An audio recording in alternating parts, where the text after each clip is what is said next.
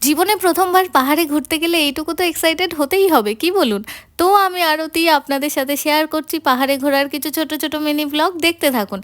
রাস্তা দিয়ে তখন সবে পাহাড়ে ওঠা শুরু। অমনি নিচের দিকে উঁকি দিলেন তিস্তা। তারপর আর কি তাকে দেখার জন্য কত রকম চেষ্টা। আবারও তখন ড্রাইভার বলে দিলেন, "চিন্তা কি? আমি তো আছি। একদম কাছ থেকেই দেখতে পারবেন।" তো যেই বলা সেই কাজ। পাহাড়ে উঠতে না উঠতেই তিস্তা নদীকে খুব কাছ থেকে দেখতে পেলাম। এ যে কি অপরূপ সৌন্দর্য তা বলে বোঝাতে পারবো না। তারপর আবার তিস্তার সৌন্দর্য দেখা শেষ করে উপরে উঠতে শুরু করলাম। আমরা কিন্তু তখনও জানি না আমরা কোথায় যাচ্ছি। তখন ড্রাইভার আমাদের বললেন, "আমরা যাচ্ছি ডেলো পার্ক।" কিন্তু আমাদের একটাই সমস্যা ছিল যে আমরা সেজেগুজে ছিলাম না। ডেলো পার্কে গিয়ে তো অনেক ছবি নিয়েছি। কিন্তু সেটা না সেজেগুজে। যেমন ট্রেনে হালাত আমাদের ছিল সেই অবস্থায়। আর এই বিষয়টা নিয়ে আমার আর দিদির মনে খুবই দুঃখ ছিল। তো পরের ভিডিওগুলো আসছে পরের পার্টে। আপনারা প্লিজ চ্যানেলটি সাবস্ক্রাইব করে দেবেন। ভালো থাকবেন